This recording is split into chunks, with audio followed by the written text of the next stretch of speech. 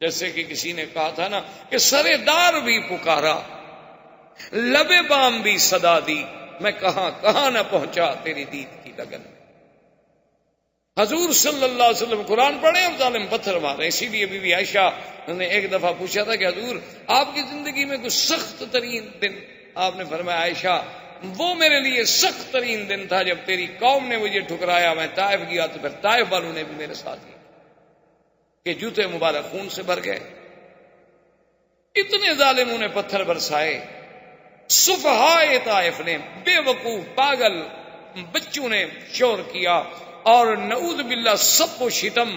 لیکن اللہ کے نبی ایک جگہ آ کے بیٹھے ہیں، اللہ نے فرشتے کو بھیجا کہ میرے بدی سے کہہ دو اگر بہت اداس ہو، بہت گھبرا گئے ہو تو ہم تو اس بات پہ بھی تیار ہیں، اگر ہمیں کہو تو ابھی پہاڑ کے فرشتوں کو حکم دیتے ہیں اور دونوں پہاڑوں کو ملا کے طائف والوں کو کچل کے رکھ دیتے ہیں ہمیشہ کے لیے۔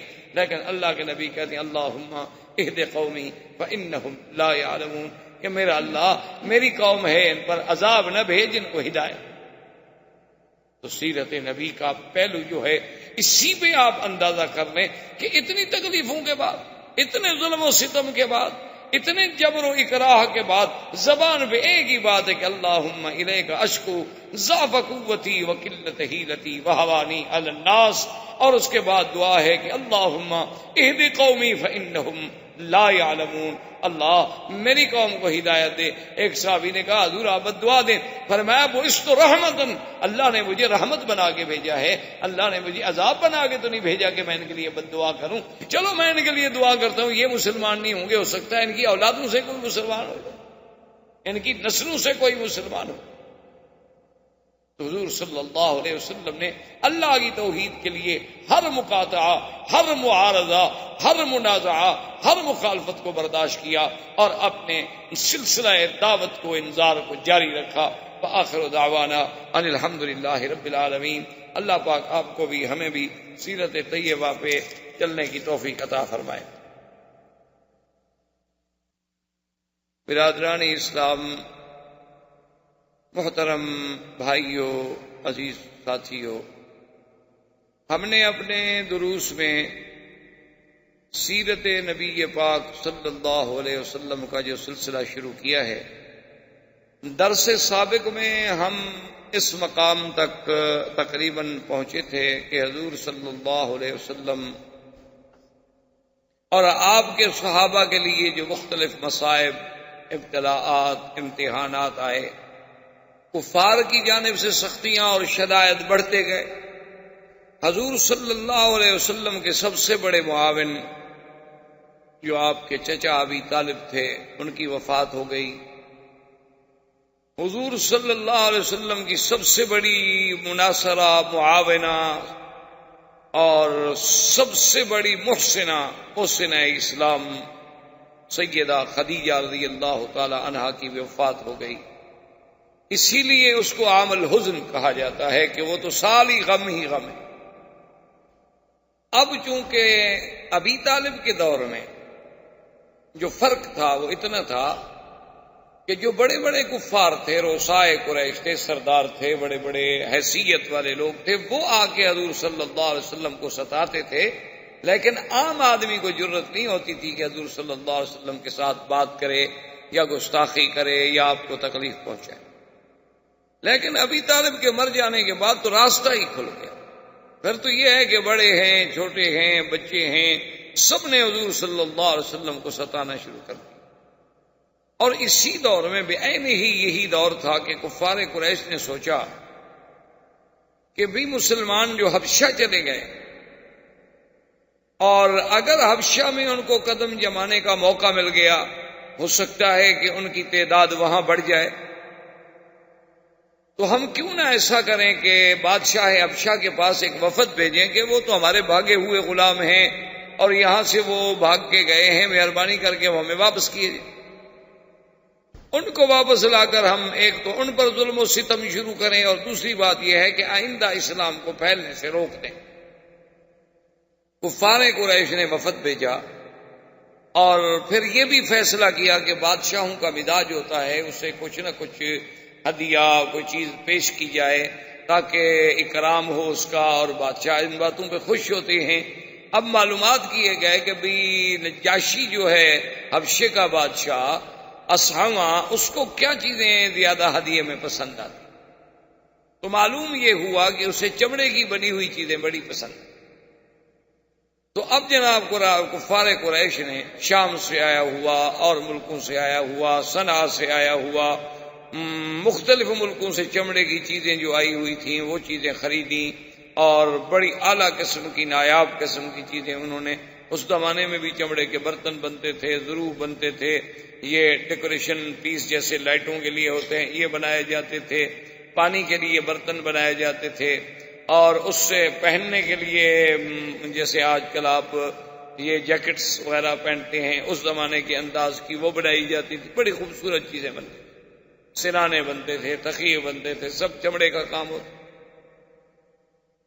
تو انہوں نے بہرحال چمڑے کی چیزیں لی، اور اس کے بعد وفد کی قیادت بعض کتابوں میں آتا ہے کہ عمرو بن العاص نے کی، اور جا کر حبشہ میں نجاشی کو ملے، اور اس کے ملنے سے پہلے ان کے جو بطارقہ بطریق تھے، بطریق کہتے ہیں جو عیسائیت کے یوں سمجھ لیں پادری پنڈت جن کے مذہبی اثرات تھے، ان سے ملے، ان کو بھی ہدایہ دیے، اور ان سے کہا کہ آپ کو پتہ ہے یہ کون لوگ ہیں جو یہاں آئے ہوئے، نہ تو یہ ہمارے دین پر ہیں، ہماری بھی مخالفت کر کے ہمارے دین کو بھی چھوڑ کے یہ لوگ وہاں سے بھاگے، چلو اگر یہ اچھے ہوتے تو تمہارا دین تو قبول کر لیتے نا، تمہارا دین بھی تو انہوں نے قبول نہیں کیا، نہ یہ تمہارے دین پر ہے۔ تو اب اس کا کیا مطلب ہے کہ ہمارا جو دین ہے مکے والوں کا وہ بھی غلط ہے، اور آپ کا جو دین ہے نصرانیت پر، عیسائیت پر، وہ بھی غلط ہے، تو یہی بس حق پر ہیں، ان لوگوں کو اگر موقع ملا تو یہ تو آپ کے ملک میں بہت بڑا فساد برپا کر دیں۔ انہوں نے کہا ٹھیک ہے، آپ بادشاہ سے ملیں، ملاقات کا ٹائم لے کے دیا، انہوں نے کہا جب بادشاہ پوچھے گا تو ہم آپ کی تائید کریں گے۔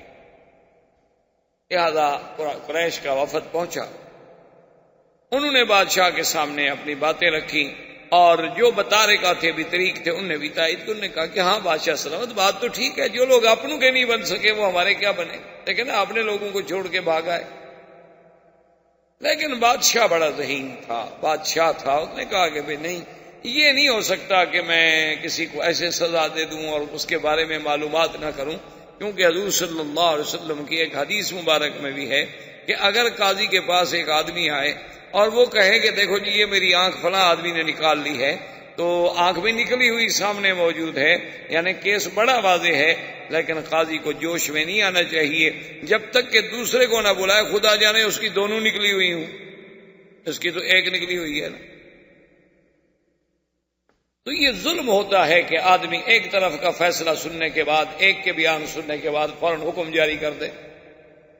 تو بادشاہ نے کہا کہ دیکھو بھئی آپ جانتے ہیں کہ میں تو ظلم نہیں کروں گا، میں تو پہلے ان کو بلاؤں۔ انہوں نے پیشی رکھ دی، اور اگلے جلسے پر انہوں نے بلایا، تو مسلمان جب گئے تو ان کی قیادت جو ہے وہ حضرت جعفر نے کی۔ حضرت جعفر یہ حضرت سیدنا علی رضی اللہ تعالی عنہ کے بھائی جعفر ابن ابی طالب جب آئے تو بادشاہ نے ان سے پوچھا کہ بھئی یہ لوگ کہتے ہیں ہمارے دین کے مخالف ہیں، اور میرے جو بطارقہ ہیں یہ کہتے ہیں تم لوگ ہمارے دین کے بھی مخالف ہو، آخر تمہارا دین کیا ہے؟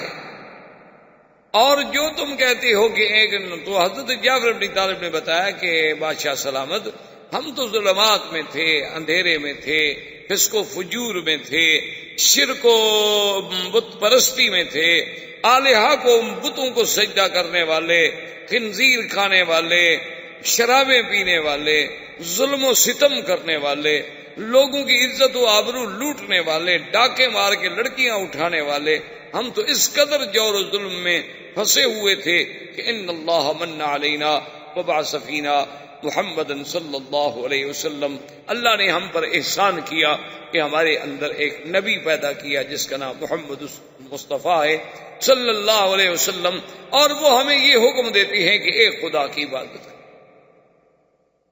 اور وہ ہمیں حکم دیتے ہیں کہ زنا نہ کرو، چوری نہ کرو، فساد نہ کرو، قتل نہ کرو، ڈاکہ نہ مارو، غیبت نہ کرو، کسی کو نہ ستاؤ، اور اسلام پہ رہو، نمازیں پڑھو، دین کے کام کرو، اللہ کی فرما برداری کرو، ہر وقت بندے کا اللہ سے تعلق جڑا رہے، وہ ہمیں یہ باتیں بتلاتے ہیں اور وہ فرماتے ہیں کہ مجھ پر اللہ کا قرآن اترتا ہے۔ تو جعفر ابن ابی طالب اپنا بادشاہ نے کہا کہ جعفر، وہ جو قرآن ان پہ اترتا ہے اس میں سے کچھ آپ کو بھی یاد ہے؟ تو نے فرمایا کہ ہاں۔ انہوں نے کہا تو پھر مجھے سنا۔ تو روایات میں آتا ہے کہ حضرت جعفر نے بسم اللہ الرحمن الرحیم کاف ہا یا عین صاد ذکر رحمت ربک عبدہ زکریا اذ نادى ربه نداء خفیا۔ جب حضرت جعفر نے پڑھی، اور پھر حضرت جعفر قریشی تھے، اللہ نے قرآن بھی لغت قریش میں نازل کیا تھا۔ جب آپ نے قرآن پڑھا تو اتنا متاثر ہوا نجاشی، اتنا متاثر ہوا کہ اس نے اپنے بطارکہ سے اور اپنے وزراء سے کہا، کہنے لگا واللہ مجھے خدا کی قسم ہے جس نے عیسیٰ کو بھیجا، جس نے عیسیٰ علیہ السلام کو پیدا کیا ہے، یہ ہے کہ میں ان پہ کبھی ظلم نہیں کر سکتا۔ یہ جو کچھ کہہ رہے ہیں بڑی اچھی بات ہے۔ کیا ہے کسی کو، وہ تو کہتے ہیں کسی کو نہ ستاؤ، فساد نہ کرو، قتل نہ کرو، تو بڑی اچھی باتیں ہیں۔ یہ میرے ملک میں رہ سکتے ہیں، انہوں نے کہا کہ جاؤ رہو میرے ملک میں، تم پر کوئی ظلم و تشدد نہیں ہو۔ چلے گئے۔ اب قریش نے سوچا کہ ہم اتنے دور سے سفر کر کے آئے، ہم نے ہدایہ بھی دی، سب کچھ کیا، ہم تو ناکام ہو گئے، فیل ہو گئے۔ انہوں نے دوبارہ ان کے ذہن میں ڈالا، انہوں نے کہا کہ جناب اصل بات تو آپ نے ان سے پوچھی نہیں، وہ تو عیسیٰ علیہ السلام کو نہیں مانتے، وہ تو عیسیٰ علیہ السلام کی گستاخی کرتے ہیں اور توہین کرتے ہیں، کیونکہ اس دور میں نجاشی جو تھا وہ عیسائی تھا۔ جب ان کو یہ کہا گیا تو بادشاہ غصے میں ہے، اس نے کہا عیسیٰ علیہ السلام کی توہین کرتے ہیں؟ انہوں نے کہا ہاں جی بالکل، تو عیسیٰ علیہ السلام کو نہیں مانتے اور عیسیٰ علیہ السلام کی شان میں بڑی بے ادبی اور گستاخی کرتے ہیں، اللہ معاف کرے۔ تو ایسے لوگوں کو تو آپ نکال۔ میں نے کہا کہ دیکھو بات یہ ہے کہ ایسے تو میں ظلم نہیں کرتا، لیکن میں ان کو پھر بلاتا ہوں، اگر واقعی وہ عیسیٰ علیہ السلام اور بی بی مریم کی شان میں کوئی گستاخی کرتے ہیں تو پھر میں صرف نکال کیوں دوں، میں ان کو سزا کیوں نہ دوں؟ ان نے پھر بلا لیا۔ جب پھر بلایا تو انہوں نے کہا حضرت جعفر سے کہ یا جعفر هل معك شيء في عیسیٰ، تمہارے پیغمبر نے کوئی بات ایسی بھی کہی ہے کہ جو عیسیٰ علیہ السلام کے شان کے بارے میں ہو، اور تم اس کے بارے میں کیا عقیدہ رکھتے ہو؟ تو عیسیٰ علیہ السلام کے بارے میں حضرت جعفر نے تلاوت شروع کی، وَاذْكُرْ فِي الْكِتَابِ مَرْيَمَ اِذِ انْتَبَذَتْ مِنْ أَهْلِهَا مَكَانًا شَرْقِيًّا فَاتَّخَذَتْ مِنْ دُونِهِمْ حِجَابًا فَأَرْسَلْنَا إِلَيْهَا رُوحَنَا فَتَمَثَّلَ لَهَا بَشَرًا سَوِيًّا قالت انی اعوذ بالرحمن منک ان کنت تقیا قال انما انا رسول ربک لیہب لک غلاما زکیا۔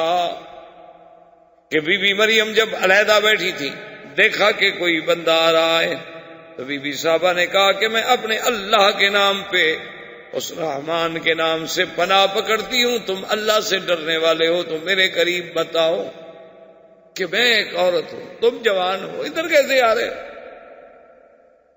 تو اب سیدنا جبریل نے فرمایا کہ انما انا رسول ربک۔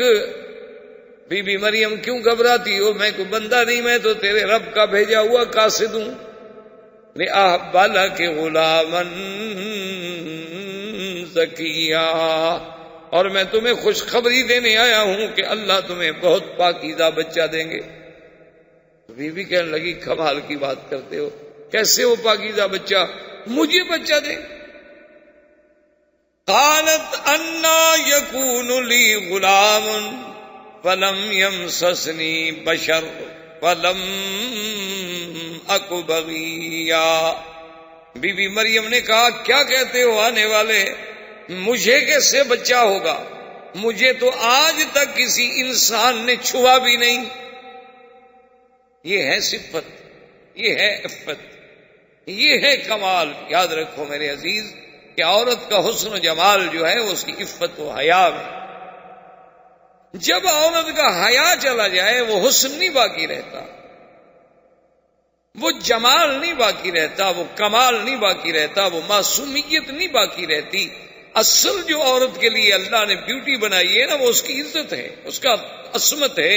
کہ اب دیکھیں کہ سب سے پہلی بات جو بیوی مریم کہتی ہے، جبریل سے مخاطب ہے، کہتی ہے کیا کر رہے ہو؟ لم یمسسنی بشر، مجھے تو کسی بندے نے ہاتھ تک نہیں لگایا. اور اللہ نے جو بی بی مریم کی قرآن میں تعریف کی ہے، اللہ نے جو قرآن میں بی مریم کی صفت بیان کی ہے، جی آپ سورۃ التحریم اٹھا کے دیکھیں تو کیا ہے؟ وَمَرْيَمَ ابْنَتَ عِمْرَانَ الَّتِي أَحْصَنَتْ فَرْجَهَا فَنَفَخْنَا فِيهِ مِن رُّوحِنَا. اللہ فرماتے ہیں کہ بی بی مریم عمران کی بیٹی جس نے اپنی شرمگاہ کی حفاظت کی، یعنی سب سے بڑی وصف جو اللہ نے، یہ نہیں کہا کہ وہ خوبصورت تھی، یہ نہیں کہا وہ پڑھی لکھی تھی، یہ نہیں کہا کہ بڑی روزے رکھنے والی تھی، بلکہ کہا کہ سب سے بڑی بات یہ ہے کہ اس نے اپنے نفس کی حفاظت کی تھی. کہ زنا تو زنا، کسی کے ساتھ نکاح بھی نہیں ہوا تھا، اسے تو کسی غیر مرد نے ہاتھ تک نہیں لگایا. اسی طرح اللہ پاک نے جو قرآن میں فرمایا ہے، آپ دیکھیں گے کہ اللہ تبارک و تعالیٰ قرآن میں فرماتے ہیں کہ ہم نے وحور عین کامثال اللؤلؤ المکنون، اللہ فرماتے ہیں ہم نے جنت میں جو حوریں رکھی ہیں بڑی بڑی آنکھوں والیاں، اور ایسے ہیں جیسے موتی صدف میں چھپا ہوتا ہے جس کو کسی نے ہاتھ نہ لگایا ہو.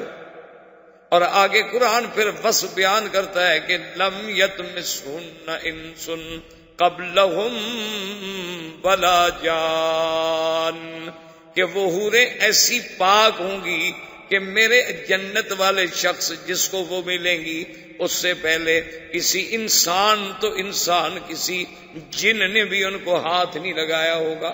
اصل صفت تو عورت کی یہ ہے کہ وہ ماں اور باپ کے گھر کے بعد اس کے بدن کو ہاتھ لگے تو پھر شوہر. یہ تھی عفت و عصمت عورت کی. اسی لیے یعنی سیدہ فاطمہ الزہرا رضی اللہ تعالی عنہا نے وصیت فرمائی تھی کہ سیدنا علی سے کہ میرا جنازہ رات کو پڑھ دیں. سیدنا علی نے فرمایا بھی کہ فاطمہ کیا کر رہی ہو؟ تم بنت رسول پاک ہو، تم جگر گوشہ محمد مصطفیٰ ہو، اور تمہارا جنازہ ہم رات کو اجنبیوں کی طرح چپکے سے پڑھ دیں اور دفن کر دیں. فرمایا علی میری زندگی میں مجھ پہ کسی کی نظر نہیں پڑی، میں چاہتی ہوں میرے جنازے پر بھی کم سے کم نظر.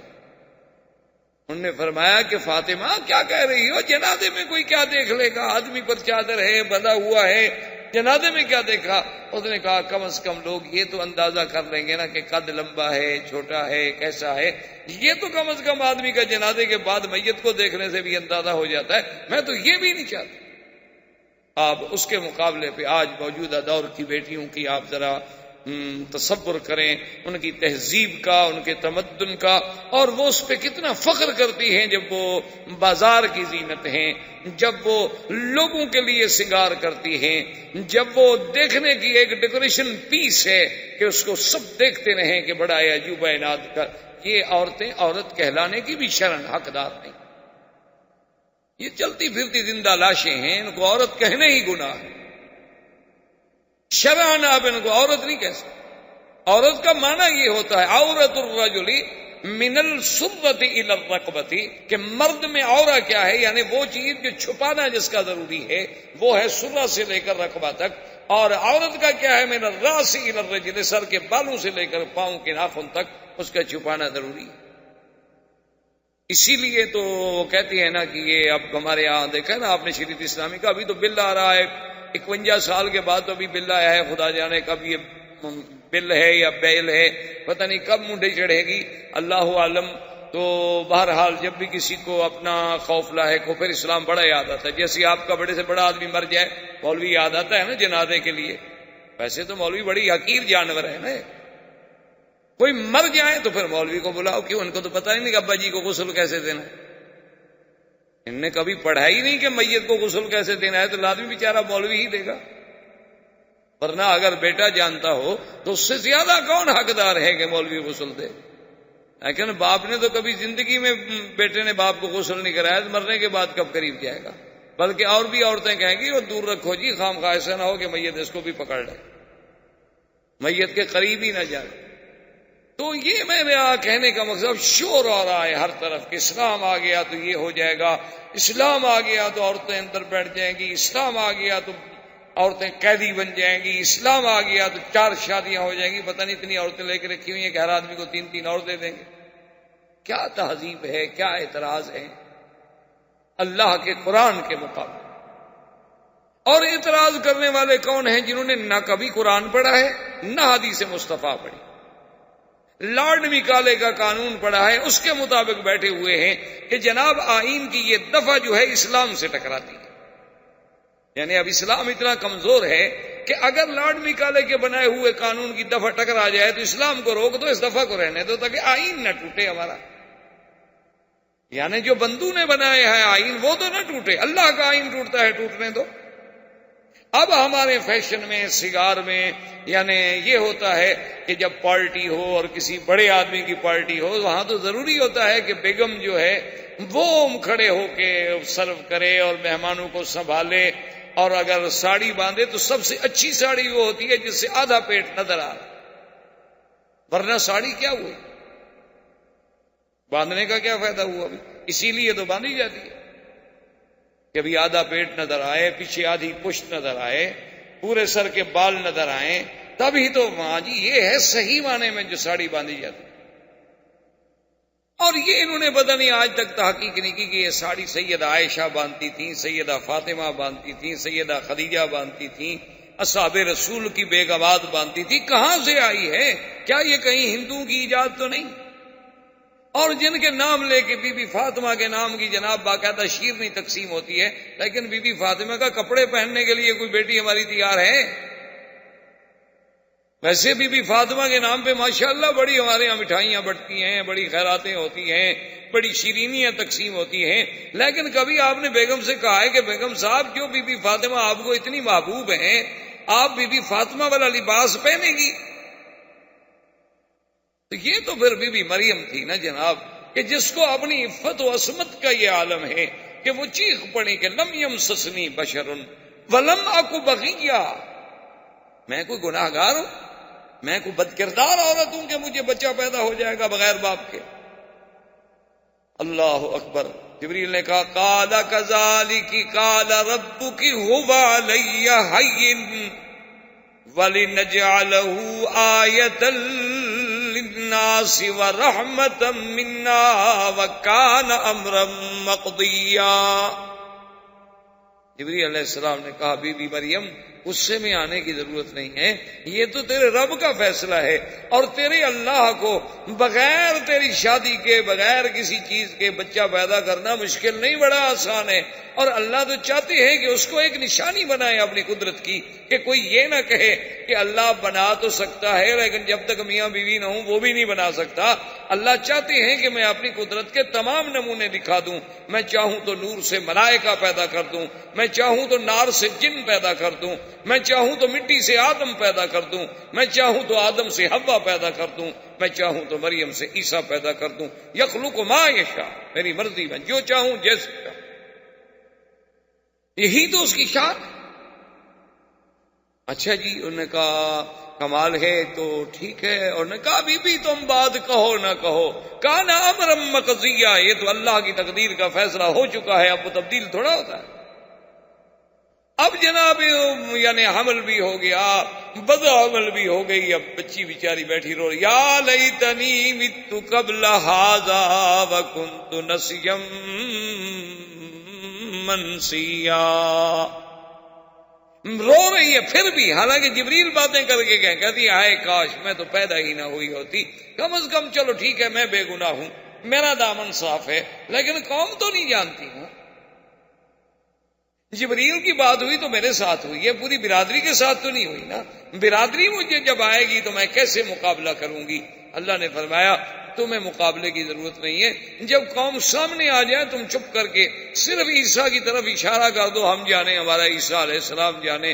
قوم آ گئی، غصے میں بری ہوئی ہے، کہتی یا اخت ہارون ما کان ابوک امرأ سوء وما کانت امک بغیا، کہ اے ہارون کی بہن۔ بعض لوگوں نے کہا کہ موسیٰ علیہ السلام کے جو بھائی تھے ہارون ان کی بہن، یہ مراد نہیں ہے، بلکہ مراد یہ ہے کہ کان رجل صالحا، اس علاقے میں ایک بہت بڑے عابد گزار تھے، ان کا نام ہارون تھا جس کی طرف نسبت کی گئی۔ انہوں نے کہا تیرا باپ اچھا، تیری ماں اچھی، یہ کیا؟ فاشارت الیہ، اب بی بی نے اشارہ کیا، قالوا کیف نکلم من کان فی المہد صبیا، قال انی عبد اللہ آتانی الکتاب وجعلنی نبیا وجعلنی مبارکا اینما کنت واوصانی بالصلاۃ والزکاۃ ما دمت حیا۔ اللہ تبارک و تعالیٰ فرماتی ہیں کہ بی بی نے اشارہ کیا، عیسیٰ بول پڑے وہاں لحد میں، یعنی ابھی جھولے میں ہیں، اور بول پڑے کہ انی عبداللہ، میں تو اللہ کا بندہ ہوں، اللہ نے مجھے نبی بنایا ہے، اللہ نے مجھے برکت والا بنایا ہے، اللہ کی عبادت کرنے والا، نمازیں قائم کرنے والا، والدین کی فرما بردار۔ اب حضرت جعفر پڑھ رہے ہیں اور نجاشی رو رہا۔ جب تلاوت ختم ہوئی تو نجاشی نے ایک لکڑی پڑی تھی چھوٹی، اس کہتے ہیں ارجون، ارجون کہتے ہیں ایک باریک سی شاخ، جیسے قرآن کہتے ہیں نا کہ جب چاند آخر میں پہنچتا ہے کل ارجون القدیم، پھر اسی طرح ہو جاتا ہے۔ جیسے آپ نے دیکھا نا کھجور کی ایک ہلکی سی لکیر جس میں کھجور لگی ہوتی ہے، اسی طرح پھر چاند بھی ہلکا بن جاتا ہے۔ اتنی لکڑی اٹھا کے نجاشی نے کہا کہ واللہ یا جعفر، اے جعفر خدا کی قسم ہے، جو تم نے کہا ہے، جو تمہاری کتاب میں ہے، اس سے زیادہ کچھ نہیں، یہی حق ہے اور یہی عیسیٰ علیہ السلام۔ اب تو اور بتا رکھا پریشان ہو گیا، ابھی یہ تو نجاشی اور متاثر ہو گیا۔ اس نے کہا دیکھو تم میری سلطنت میں رہو اور جب تک چاہو رہو، کوئی تمہیں روکنے والا نہیں۔ بطارکہ نے جناب شور کر دیا، اور نتیجہ یہ نکلا، اللہ تبارک و تعالی رحمت کرے، کہ انہوں نے ایک بڑی سازش برپا کر دی، اور ادھر نجاشی کا یہ عالم کہ وہ رات کو چوری سے جعفر کو بلا لیں، جعفر ابن ابی طالب رضی اللہ تعالی عنہ کو، اور اس سے قرآن پڑھنا اس نے شروع کیا، اور وہ تو مسلمان ہو گیا۔ یہ وہی نجاشی بادشاہ ہے کہ جس نے ام حبیبہ ابو سفیان کی بیٹی جو ہیں، جو زوجہ محمد مصطفیٰ ہیں صلی اللہ علیہ وسلم، ان کا نکاح حضور سے کرنے والا یہی نجاشی بادشاہ تھا۔ اسی نے حق المہر دی، اسی نے سارے اخراجات ادا کیے، اور اسی نے بی بی ام حبیبہ کو یہاں سے بانیاں دے کے، خادم دے کے، ہدایہ دے کے حضور صلی اللہ علیہ وسلم کی خدمت میں بھیجا تھا۔ وہ مسلمان ہو گیا۔ اب بطارکہ کو پتہ چلا کہ ہمارا تو بادشاہ گیا، مسلمان ہو گیا۔ بطارکہ نے سب اپنے بڑے بڑے جو پادری تھے، بڑے بڑے پنڈت تھے، راہب تھے، سب کو اکٹھا کیا، وفد بنا کہ بادشاہ سے آخری بات کرتے ہیں، یا ہماری بات مانیں اور یا پھر شہنشاہیت چھوڑیں، ہم اس کے مخالف۔ تو بادشاہ سمجھدار تھا، اس نے کہا کہ اب میں کیسے ان سے جان چھڑاؤں؟ تو تاریخ کہتی ہے کہ اس نے یہ کیا کہ وہ جو سورت مریم قرآن کا صفحہ لکھا ہوا تھا وہ اس نے اپنے اندر کی جیب میں رکھ لیا، اندر کی جیب میں رکھ لیا، اور بیٹھ گیا، اور بطارکہ سے کہا کہ بھی کیا؟ انہوں نے کہا دیکھو بات سنو، کہ جو ہم کہتے ہیں نا کہ عیسیٰ کے بارے میں کہ وہ اللہ کا بیٹا ہے اور ثالث و ثلاثہ ہے اور یہ ہے اور وہ ہے، سارے جو ان کے عقیدے تھے جھوٹے، اگر تم ان عقائد کو مانتے ہو تو بالکل ٹھیک ہے، اگر نہیں مانتے ہو تو پھر ہم سب تمہارے خلاف اعلان جنگ کرتے ہیں۔ تو بادشاہ نے یوں سینے پہ ہاتھ رکھا اور کہا ہاں ہاں میں اس کو مانتا ہوں، میں تو اس کو مانتا ہوں، کہ ہاں ہاں میں تو اس کو مانتا ہوں، میرا تو ایمان ہے اس۔ حالانکہ وہ تو کہہ رہے تھے جو میرے اندر ہے اس پہ ایمان ہے، جو کاغذ اندر چھپایا ہوا تھا قرآن لکھا ہوا، اور وہ پنڈت خوش ہو گیا کہ اچھا اسی پہ ایمان کا جی، زندہ باد زندہ باد۔ بس یہ قوم تو ایسی ہوتی ہے نا، مرضی میں زندہ باد، مرضی میں مردہ باد۔ قوم کا کیا، ایک منٹ میں ان سے کہہ دو بھی نماز نہیں پڑھو گے، کہیں گے ٹھیک ہے چلو، اگر چھٹی ملتی ہے تو اچھی بات، اور کہو بھی نماز پڑھنی چاہیے، کہیں ٹھیک ہے اچھی بات ہے یار، واقعی نماز پڑھنے سے ثواب ہوتا۔ قوم کا کیا، ان کے نزدیک تو کہتے ہیں جی دین میں بڑی آسانی ہے، پڑھ لو نہ پڑھو کیا فرق کیا پڑا۔ تو اب جناب بہرحال وہ خوش ہو گئے، لیکن کچھ دنوں کے بعد ان کو پتہ چل گیا کہ بھئی نجاشی تو پکا مسلمان ہو گیا، تو روز مسلمان اس کے گھر آ جا رہے ہیں۔ تو انہوں نے بہرحال اعلان جنگ کر دیا نجاشی کے خلاف، اور اپنی جتنی عیسائی قوتیں تھیں ان سب کو جمع کیا۔ مسلمان ایک دریا تھا، دریا کی دوسری طرف آبادی تھی، اس میں رہتے تھے، اور اس طرف جنگ کا اعلان ہو گیا۔ نجاشی نے بھی کہا کہ ٹھیک ہے، مسلمان تو میں مسلمان ہوں، جو لڑتا ہے لڑے۔ اب مسلمان بیچارے پریشان کہ کیا ہوگا، کہ بھئی اگر تو نجاشی جیت گیا پھر تو ہماری جان بچ گئی، وہ مسلمان ہے، اور اگر خدا نہ خواستہ آج کی جنگ میں نجاشی ہار جاتا ہے تو ہم تو ماریں گے، پھر تو جو آئے گا وہ عیسائی ہوگا اور وہ ہمارا سب سے بڑا دشمن ہوگا۔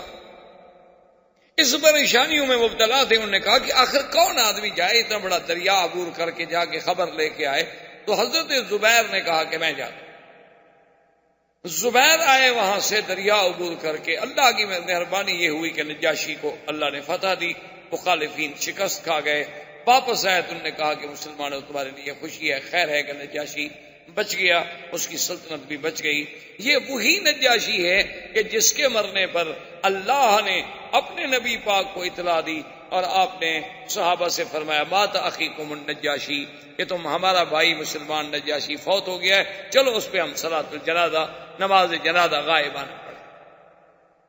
اور یہی وہ مسئلہ ہے جو ائمہ کے درمیان میں بھی مابہل اختلاف ہے، یاد رکھیں اتفاق سے، کیونکہ بات آ گئی ہے تو کہ کیا کسی کے مرنے پر غائبانہ جنازہ نماز پڑھی جا سکتی ہے یا نہیں پڑھی جا سکتی۔ یہ مسئلہ جو ہے ائمہ کرام کے نزدیک مابہل اختلاف۔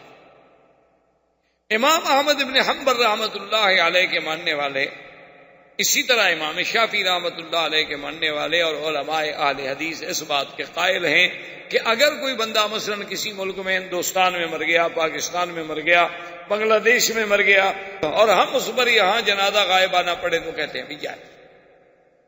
ان سب کی بڑی دلیل جو ہے وہ یہی نجاشی کا قصہ ہے کہ نجاشی کی موت حبشہ میں ہوئی، اور سرکار دو عالم صلی اللہ علیہ وسلم نے جنازہ جو ہے وہ تو مکے میں پڑھا، وہاں تو نہیں پڑھا، مدینہ منورہ میں۔ تو کہاں حبشہ اور کہاں مدینہ منورہ، تو مغنی ہے کہ صلاۃ الغائب۔ ان سب حضرات کی دلیل یہ ہے۔ امام ابو حنیفہ رحمۃ اللہ علیہ کے نزدیک غائبانہ نماز جنازہ پڑھنے کی اجازت نہیں ہے، وہ فرماتے ہیں کہ اس لیے وہ فرماتے ہیں کہ پہلی چیز تو یہ دیکھو کہ کیا ہر اس آدمی پر جنازہ غائبانہ پڑھا جائے گا جس کا پہلے بھی جنازہ ہو چکا ہو یا نہ ہوا ہو۔ وہاں نجاشی کا جنازہ کس نے پڑھا تھا حبشہ میں؟ وہاں تو اس کا جنازہ پڑھا ہی نہیں گیا، مسلمانوں کو تو خود پتہ نہیں تھا جنازہ کیسے پڑھا جاتا ہے۔ وہ مسلمان تو مکے سے ہجرت کر کے بیچارے وہاں پہنچے ہوئے تھے، اور ابھی دین کے احکام آئے ہی نہیں تھے۔ اور دوسری بات یہ ہے کہ وہ تو اللہ نے باقاعدہ خبر کی، جبریل کو بھیج کے اطلاع دی حضور صلی اللہ علیہ وسلم کو کہ نجاشی مر گیا ہے۔ اور بعض روایات میں یہ بھی ہے کہ جیسے بیت المقدس کو سامنے کر دیا گیا، اسی طرح نجاشی کو بھی اللہ کے نبی کے سامنے کر دیا گیا، اور حضور صلی اللہ علیہ وسلم نے اس پہ جنازہ پڑھا۔ تو فرماتے ہیں کہ یہ تو خاص واقعہ ہے، ورنہ اس کے علاوہ اور کتنے صحابہ جنگوں میں شہید ہوتے رہے، حضور نے کسی اور کا جنازہ کیوں نہیں پڑھا؟ کہ اگر غائبانہ جنازہ سب کے لیے تھا تو حضور کی دعا کس کو نہیں چاہیے تھی؟ بھائی چاہے کتنا بڑے سے بڑا شان والا صحابی ہو، لیکن حضور کی دعا کے لیے تو سب محتاج تھے۔ تو کتنی لوگ ہیں جن کی حضور کو اطلاع ملی کہ حضور فلاں صحابی شہید ہو گئے، فلاں صحابی شہید ہو گئے، فلاں صحابی شہید ہو گئے، لیکن حضور نے کسی کا بھی نہیں پڑھا۔ اور تیسری بات یہ ہے کہ امام ابو حنیفہ رحمۃ اللہ علیہ ایک حدیث سے استدلال فرماتے ہیں کہ ایک عورت تھی جو مسجد کی صفائی کرتی تھی، وہ بیمار ہو گئی، تو حضور نے فرمایا کہ بھائی اگر وہ فوت ہو جائے تو مجھے خبر دی جائے، کیونکہ وہ مسجد کی خادمہ تھی، میں چاہتا ہوں کہ اس کا جنازہ میں خود پڑھوں۔ اور جب وہ صبح ہوئی، حضور صلی اللہ علیہ وسلم نے پوچھا کہ بھئی اس بی بی کا کیا حال ہے، وہ مسجد کی جو خدمت کرتی تھی؟ انہوں نے کہا یا رسول اللہ ماتت، وہ تو فوت ہو گئی۔ حضور نے فرمایا اللہ اعظم تمونی، تم لوگوں نے مجھے خبر کیوں نہیں کی؟ میں نے تو پابند کیا تھا۔ انہوں نے کہا حضور وہ رات کو فوت ہو گئی، آپ آرام میں تھے، ہم نے یہ مناسب نہیں سمجھا کہ حضور صلی اللہ علیہ وسلم کو رات کو جگایا جائے، اور جنازے میں بھی لا وجہ تاخیر کرنے سے آپ نے منع فرمایا ہے کہ جتنا جلدی ہو سکے میت کو دفن کرو۔ حضور نے فرمایا دلونی علی قبرہ، اس کی قبر پر مجھے لے چلو۔ حضور صلی اللہ علیہ وسلم تشریف لے آئے، فصلی علی قبرہا، حضور نے پھر قبر پہ کھڑے ہو کے جنازہ۔ تو اب امام حنیفہ فرماتے ہیں کہ بھی اگر غائبانہ جنازہ ہی پڑھنا تھا تو وہی مسجد میں کھڑے ہو۔ حضور فرماتے ہیں کہ ایک دفعہ اور پڑھ لو جنازہ، پھر قبر پہ آنے کی کیا ضرورت۔ تو اس لیے بہرحال یہ اپنے اپنے دلائل ہیں، اور ان کا موقع جو ہے وہ تو کتب احکام اور کتب فقہ ہوتی ہیں، لیکن اگر ایک مسئلہ سامنے آ گیا تو افادے اور استفادے کے لیے میں نے کچھ تھوڑی سی باتیں اس پہ عرض کر دی۔ تو بہرحال اب جناب حبشہ کے نجاشی کی وجہ سے وہاں تو مسلمان مطمئن ہو گئے، لیکن حضور صلی اللہ علیہ وسلم کے لیے بڑا شدت کا دور۔ حضور صلی اللہ علیہ وسلم نے سوچا، آپ طائف تشریف لے گئے، طائف میں آپ کو امید تھی کہ شاید کوئی اللہ کا بندہ میری بات وہاں سن لے اور اسلام لے آئے اور اسلام کی اعانت کا ذریعہ بن جائے۔ وہاں حضور صلی اللہ علیہ وسلم کی طائف والوں نے اتنی مخالفت کی کہ حضور نے بی بی عائشہ کو فرمایا تھا کہ عائشہ وہ طائف کا جو دن مجھ پہ سخت گزرا ہے نا، ایسا دن کبھی سخت۔ حضور صلی اللہ علیہ وسلم پہ پتھر برسائے ظالموں نے، آپ کا بدن مبارک لہو لہان ہو گیا، آپ کے جوتے مبارک خون سے بھر گئے۔ آپ راستے میں تشریف لائے تو ایک باغ تھا، اس باغ میں کچھ دیر سستانے کے لیے، کچھ دیر آرام کرنے کے لیے حضور اندر چلے گئے۔ وہ باغ جو ہے وہ تھا عتبہ اور شیبہ کا، یہ دونوں مکے کے بڑے کافروں میں تھے۔ حضور صلی اللہ علیہ وسلم نے یہ سوچا کہ چلو کچھ دیر تو آرام، تھوڑی سی دیر بیٹھ۔ عتبہ اور شیبہ بھی موجود تھے باغ میں، انہوں نے جب دور سے دیکھا تو انہوں نے بھی پہچان لیا کہ ہذا محمد الرسول اللہ صلی اللہ علیہ وسلم، لیکن ان کے دل میں پھر بھی کچھ نہ کچھ، وہ آخر برادری کا، قوم کا، کچھ روایات کا، عادات کا بھی تو لحاظ ہوتا ہے۔ انہوں نے اپنے غلام کو بلایا اور غلام سے کہا کہ یہ کچھ انگور ہیں، پانی ہے، لے جاؤ محمد رسول اللہ کی خدمت میں پیش کرو۔ کچھ بھی ہو، ہماری مخالفت اپنی جگہ ہے، لیکن آخر ہمارے باغ میں تو آئے ہیں۔ قریش میں، عرب میں روایات کا بڑا لحاظ تھا۔ آج بھی بڑے بڑی قومیں جو ہیں، مارشل قسم کی قومیں، ان میں بھی روایات بڑی ہیں کہ بس اگر دشمن بھی دروازے پہ آ گیا تو بس آ گیا۔ وہ انگور لایا، پانی لایا، حضور کی خدمت میں پیش کیا۔ حضور صلی اللہ علیہ وسلم نے اپنا بدن مبارک دھویا، اپنے ہاتھ پاؤں مبارک صاف فرمائے، اس کے بعد پانی تھوڑا نوش فرمایا، وہ انگور سامنے رکھا، فرمایا بسم اللہ الرحمن الرحیم۔ جب حضور نے پڑھا بسم اللہ الرحمن الرحیم تو وہ غلام، اس کا نام تھا عداس، فتحیر، حیران ہو، اس نے کہا کہ بسم اللہ الرحمن الرحیم، یہ تو مکے کے قریش والے، کفار قریش، رؤسائے قریش، وہ تو کبھی نہیں پڑھتے بسم اللہ الرحمن الرحیم۔ وہ تو اگر کبھی خدا کا نام لینا بھی چاہتے ہیں تو کہتے ہیں بسم کا اللہم۔ یہ الرحمن الرحیم تو وہ نہیں جانتے۔ یہ تو قریش کے سردار ہیں، قریشی ہیں، ہاشمی ہیں، یہ کہاں سے بسم اللہ الرحمن الرحیم پڑھ رہے ہیں؟ تو جب وہ بڑا حیران ہوا تو حضور نے فرمایا کہ عداس کیوں حیران ہو؟ اس نے کہا حضور ایسے کلمات میں نے آج سے پہلے کبھی سنے نہیں کسی مکے والے سے۔ حضور نے فرمایا اچھا تم یہ بتاؤ کہ من اینا، تم کہاں کے رہنے والے ہو؟ اس نے کہا من نینوا، یا رسول اللہ میں نینوا ایک بستی ہے عراق کی طرف، اس کا رہنے والا ہوں۔ حضور نے فرمایا اچھا تم اس نینوا کے رہنے والے ہو الذی فیہا یونس ابن متیٰ، جس میں حضرت یونس ابن متیٰ تھے۔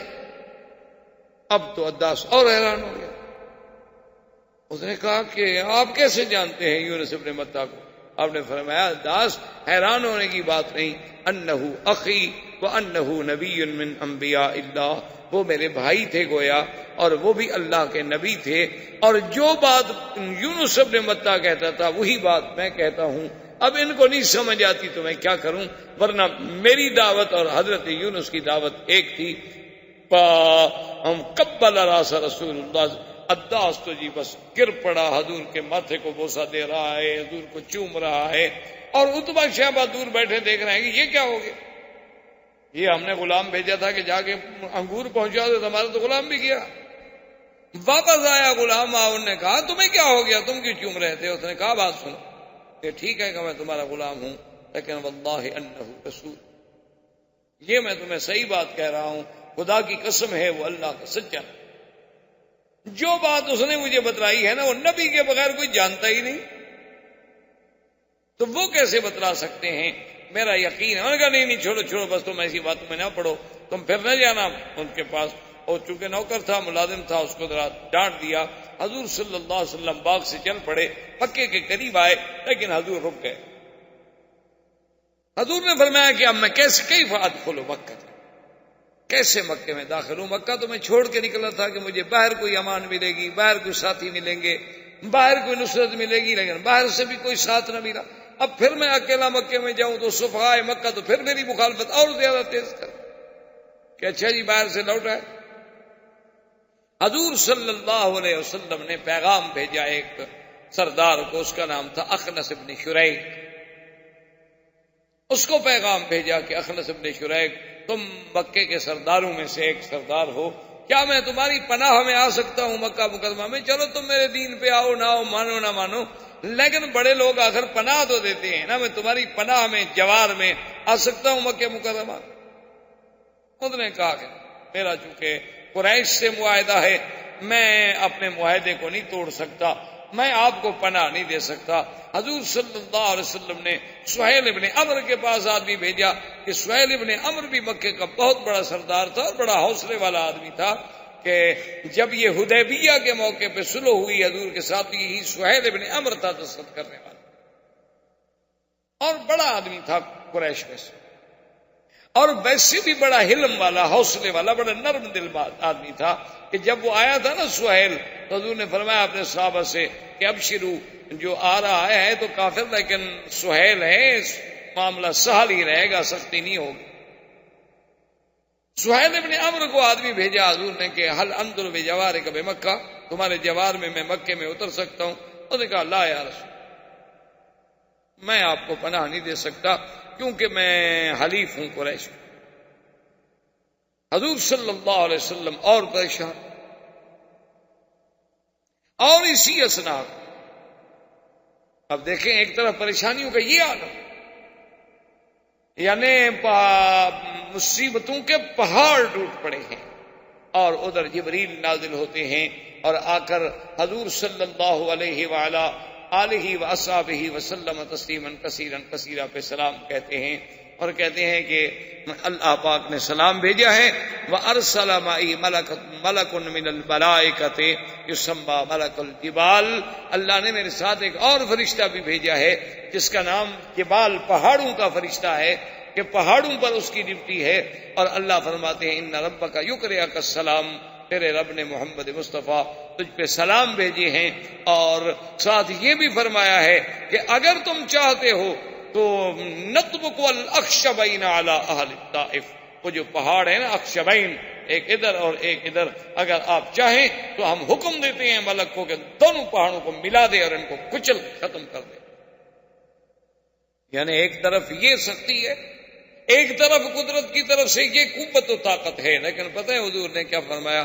فرمایا اللہم اہد قومی فانہم لا یعلمون، کہ جبریل میرے اللہ سے کہہ دو کہ میری قوم کو ہدایت دے دیں، وہ جانتے نہیں، وہ جاہل ہیں، وہ ابھی تک مسئلہ نہیں سمجھ رہے، ان کو ہلاک کرنے کی ضرورت نہیں ہے، ان کو برباد کرنے کی ضرورت نہیں ہے۔ صحابی نے عرض کیا کہ یا رسول اللہ آپ ان کے لیے تباہی کی دعا مانگے۔ فرمایا اللہ نے مجھے تو رحمت بنا کے بھیجا ہے، میں کسی کے لیے عذاب کی کیسے دعا؟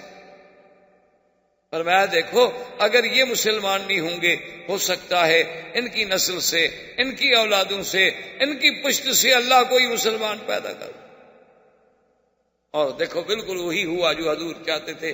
ابو سفیان اسلام لائے، ابو جہل کا بیٹا اکرمہ بطل من ابطال الاسلام بنا، ولید بن المغیرہ کا بیٹا خالد سیف الرحمان بنا۔ بالکل عین حضور کی وہ تمنا، وہ دعا جو تھی کہ چلو یہ نسل نہ صحیح، ان کی آنے والی نسل میں اللہ کوئی ایسا بندہ بھیج دے۔ آپ دیکھتے ہیں کہ حضرت خالد کا کتنا بڑا مقام ہے کہ آج تک کفر حضرت خالد کی تلوار کی کاٹ کو نہیں بھول سکتے۔ دیکھو نا مسلمان ہم نہتے ہیں، کمزور ہیں. آخر آپ دیکھیں کہ آج کل کا میڈیا اور انٹرنیٹ اور ساری دنیا لگی ہوئی اسلام اسلام اسلام اسلام. کیا بلا ان کو کھا گئی؟ ہمارے پاس تو اللہ کے بندے ابھی تک وہی ٹانگا اور گدا گاڑی چلتی ہے. ان کو کیوں موت آئی ہوئی ہے اسلام سے؟ لیکن وہ جانتے ہیں کہ یہ سرکس کا شیر ہے. جب یہ جاگ گیا نا، اس کو پتہ چل گیا کہ میں شیر ہوں، بس یہ ابھی اپنے آپ کو ذرا کھیل کود میں لگایا ہوا ہے، لہو و لعب میں پڑا ہوا ہے. یہ ابھی تو اس کو لوگ بندر سمجھ کے نچا رہے ہیں، لیکن یہ جب اپنی پہ آ گیا نا، پھر اس کی ایک دھاڑ کے آگے بھی کوئی نہیں ٹھہرے گا. پھر تو اللہ اکبر کی نعرہ ہی لگانا ہے نا، اور کیا کرنا. پھر ان کے میزائل کس کام آئیں گے؟ یہ تو اس وقت سے ہم نے دیکھے ہوئے ہیں جب ہمارے مدنی باغ پیدا ہوئے تھے. یہ تو اس وقت آپ قرآن کو اٹھا کے دیکھیں نا، جنہوں نے کیا کہا تھا کہ انا كنا نقعد منها مقاعد للسمع فمن يستمع الآن يجد له شهابا رصدا، کہ ہم نے اپنے اوپر ٹھکانے بنائے ہوئے تھے آسمانوں میں، اور ہم جا کر فرشتوں کی بات سنتے تھے. لیکن کیا کریں، اب ہم جاتے ہیں تو وہاں سے ہمیں میزائل آسمانی مارے جاتے ہیں. وہ شہاب رصد کیا تھا جسے آپ کہتے ہیں جی تارا ٹوٹا؟ تو ہمارے تو یہ ہماری اصل وجہ یہ ہے. لیکن جی رات دن، یعنی کوئی دنیا میں اگر ان کا کوئی جہاز بھی گر جائے، کہتے ہیں مسلمان نے پھونک ماری ہو، ہمارا جہاز گر گیا. وہ بدبخت ہو، جہاز تمہارا گر گیا. ہم نے کہا نہیں یہ نہیں، چلو دعا، پھونک نہیں ماری ہوگی نا، کھڑے ہو کے دعا کی، قنوت نازلہ پڑی ہو. بھئی ہاں بالکل ٹھیک ہے، ہمارا تو خدا پہ ایمان ہے. تم 25 مارو گے، خدا اس سے زیادہ تمہارے بات ہے. گنتے جاؤ. ہمارا تو اب بھی ایمان ہے کہ ساری دنیا کا یہودی اسی لیے اکٹھا ہو رہا ہے تاکہ ان کو ہلاک ہونے میں ہمیں ڈھونڈنا نہ پڑے. ہمارا تو اب بھی ایمان، ہمارا تو عقیدہ ہے اسلام آئے گا، ابھرے گا، اور اسے دنیا کی کوئی طاقت نہیں روک سکتی. دنیا کوئی طاقت نہیں روک سکتی. اب دیکھیں نا جی کہاں اسلام ہے. آپ کا ہندو چیخ پڑا، اگر اسلام کا بل آ گیا تو ہمیں بڑا خطرہ ہے. تو اسلام کے بل سے آپ کو کیا خطرہ ہے؟ کہتے پھر کہیں مسلمان جاگ نہ جائے. اگر جاگ گیا تو پھر اس کو پتہ ہے نا کہ 850 سال تو پہلے بھی رہے ہیں ہم پر. وہ پہلے چپراسی تو نہیں لگے ہوئے تھے نا وہاں. یہ تو جب ہم بد عمل ہوئے تو گر گئے نا. آج تک صلیبیوں کو ایوب بھولا ہوا ہے، صلاح الدین بھولا ہوا ہے، مغیرہ بھولا ہوا ہے. آج تک کفر کو سیدنا عمر اور خالد بھولے ہوئے ہیں. ایسی قوم کبھی دیکھی ہوگی کہ ان کو یعنی دشمن کہہ رہا ہے کہ حضرت خالد خیال رکھنا، ہماری قوم کے پاس سائنائڈ ایک زہر ہوتی ہے، وہ انہوں نے اپنی انگوٹھیوں میں چھپائی ہوتی ہے تاکہ اگر دشمن پکڑ لے تو بس ذرا چکھ لی اور بندہ ختم ہو گیا. جس کا ذائقہ آج تک کوئی رپورٹ نہیں کر سکا. اتنی خطرناک وہ زہر ہے. خیال کرنا کسی کے ہاتھ کا پانی نہ پینا، کھانا نہ کھانا، کہیں دشمن زہر نہ ملا دے. تو حضرت خالد نے فرمایا اچھا وہ کیا ہوتی ہے؟ تو اس نے اپنی انگوٹھی کھولی، اس نے کہا دیکھو یہ ہو. اچھا یہ تو بہت تھوڑی سی ہے. انہوں نے کہا کمال کر رہے ہو، اس کو تو زبان لگ جائے تو دندہ بھر جائے، تم کہہ رہے ہو تھوڑی سی ہے. انہوں نے کہا اچھا اس کو اس میں ڈالو. انہوں نے کہا کیا کر رہے ہو؟ ڈالو تو صحیح. بسم اللہ الذی لا یضر مع اسمہ شیء فی الارض ولا فی السماء وهو السمیع العلیم. اور صاحب نے گلاس پی گیا، وہ ہکا بکا دیکھ رہا، اب گرا اب گرا اب گرا. انہوں نے کہا کیا گرا؟ انہوں نے کہا تمہیں کچھ نہیں ہونا. کیا مطلب؟ جس خدا خالق ہے اسی کے نام سے ہم نے پی ہے، اس نے مجھے. تو اس قوم سے کون نہ ڈرے میرا بھائی. یہ کمال ہے نا کہ ادھر شدتوں کا یہ عالم ہے اور ادھر مدنی کی رحمت کا یہ عالم ہے. کہتے ہیں اللہ اہد قومی فانہم لا یعلمون، میری قوم کو ہدایت عطا فرما دے. یہ بیچاروں کا قصور کوئی نہیں، یہ جانتے. اور حضور صلی اللہ علیہ وسلم نے سہیل کو پیغام بھیجا، اس نے بھی انکار کیا. آخر میں حضور صلی اللہ علیہ وسلم نے مطعم ابن عدی کو پیغام بھیجا. انہوں نے کہا مکے والوں کچھ تو عقل کرو. آخر مطعم ابن عدی نے کہا کہ یا رسول اللہ انزل فی جوان، چلو آپ میری پناہ میں آ جائیں، میں آپ کو اپنی پناہ میں لیتا ہوں اور آپ بالکل تشریف لائیں. اور جس وقت آپ مکے میں پہنچے تو آپ ہمیں باخبر. حضور نے خبر دی. مطعم نے کیا کیا کہ اپنے بیٹوں کو 6 بیٹے تھے اس کے، حکم دیا کہ سب اسلحہ اچھی طرح پہن لو، تیار ہو جاؤ. اور حضور سے پوچھا کہ کیا کرنا ہے؟ حضور نے فرمایا میں نے تو پہلے کعبے کا طواف کرنا ہے. جا تو آگے حضور چل رہے ہیں اور پیچھے مطلب ابن عدی کے 6 بیٹے مسلح ہو کے جا رہے ہیں اور قریش کھڑے ہیں. یہ کیا ہوگا؟ اس نے کہا خبردار. ابو سفیان دوڑا، اس نے کہا بتاؤ یہ کیا ہوگا، کیا تم بھی مسلمان ہو گئے کہ نبی کے پیچھے چلو؟ اس نے کہا دیکھو ابو سفیان میں مسلمان نہیں ہو گیا، لیکن نظر رسول اللہ صلی اللہ علیہ وسلم فی جواری، اللہ کے نبی میری امان میں اترے ہیں، لہذا ابھی کوئی ہاتھ نہ بڑھائے. اگر حضور کو کسی نے نقصان پہنچانے کی کوشش کی تو میں ٹکرا جاؤں گا اس سے. انہوں نے کہا اچھا اگر تم نے پناہ دی ہے، کیونکہ یہ ہمارا عرب کا رواج ہے کہ ہم ایک دوسرے کی امان کو بڑی قدر کی نگاہ سے دیکھتے ہیں، چلو ہم حضور سے کچھ نہیں کہتے، لیکن بس وہ ان سے کہیں کہ ہمارے خداؤں کا معاوضہ نہ کریں. اسی اثنا میں جب شدت و ظلم و ستم کے پہاڑ ٹوٹ رہے ہیں، کوئی صحابہ حبشے میں ہیں، کوئی صحابہ مستضعفین ہیں، کوئی صحابہ ایمان کو چھپائے ہوئے ہیں اور نماز پڑھنے کی بھی توفیق نہیں ہوتی، تو ایک دن حضور صلی اللہ علیہ وسلم مکے سے باہر نکلے کہ میں جا کے عبادت کروں. اللہ پاک نے خبر دی کہ میرا مدنی کوئی بات نہیں، آپ ذرا آگے آئیں. حضرت عبداللہ ابن مسعود بھی ساتھ ہیں. آپ نے فرمایا کہ تم بیٹھ جاؤ. آگے جا کے حضور نے نماز شروع کی اور اس کے بعد جنوں کا ایک وفد گزرا جس کو اللہ نے قرآن میں مختلف مقامات میں جس کا ذکر کیا ہے. وَإِذْ صَرَفْنَا إِلَيْكَ نَفَرًا مِنَ الْجِنِّ يَسْتَمِعُونَ الْقُرْآنَ فَلَمَّا حَضَرُوهُ قَالُوا أَنصِتُوا فَلَمَّا قُضِيَ وَلَّوْا إِلَىٰ قَوْمِهِم مُنذِرِينَ قَالُوا يَا قَوْمَنَا إِنَّا سَمِعْنَا كِتَابًا أُنزِلَ مِن بَعْدِ مُوسَىٰ مُصَدِّقًا لِّمَا بَيْنَ يَدَيْهِ يَهْدِي إِلَى الْحَقِّ وَإِلَىٰ طَرِيقٍ مستقیم. اللہ کے نبی نماز پڑھے اور جن آئے، اتنی جنات آئے. دوسری جگہ قرآن کہتا ہے وَأَنَّهُ لَمَّا قَامَ عَبْدُ اللَّهِ يَدْعُوهُ كَادُوا يَكُونُونَ عَلَيْهِ لِبَدًا. اللہ فرماتے ہیں کہ جب حضرت محمد مصطفیٰ میرا بندہ میری عبادت کے لیے کھڑا تھا، ایسے وہ گر رہے تھے جیسے لپٹ رہے ہوں. حضرت عبداللہ ابن مسعود فرماتے ہیں واللہ ان کی کثرت کی وجہ سے مجھے محمد عربی بھی نظر نہیں آتے تھے، اور ان کے سر ایسے نظر آتے تھے، چھوٹے چھوٹے سر ہیں، لیکن اتنی مخلوق ہے ان کی حد و حساب کوئی نہیں کہ کتنے لوگ ہیں. اور اس کے بعد جب حضور قرآن سے فارغ ہوئے تو اسلام لائے اور انہوں نے کہا کہ یا رسول اللہ ہم نصیبین کے جن ہیں. ہم تو اس بحث میں تھے کہ وجہ کیا ہو گئی کہ آسمانوں پہ ہمارا جانا رک گیا ہے. انا لا ندری اشر ارید بمن فی الارض ام اراد بهم ربهم رشدا. ہمیں تو پتہ کوئی نہیں. پہلے ہم باتیں سنتے تھے، ملائکہ کی باتیں سن کے اپنے کاہنوں کو بتلاتے تھے، لیکن سب پہرے لگ گئے. ہم اسی ڈھونڈنے میں نکلے تھے، لیکن آپ کا چہرہ دیکھ کر قرآن سننے کے بعد ہمیں بالکل یقین ہے کہ آپ اللہ کے سچے نبی ہیں. مہربانی کر کے ہمیں مسلمان کریں. حضور کے ہاتھوں پہ جناب اب سینکڑوں ہزاروں جن مسلمان ہو رہے ہیں. اللہ نے ایک جانب سے تسلی کی محمد مصطفیٰ لا تحزن، غم نہ کریں، فکر نہ کریں.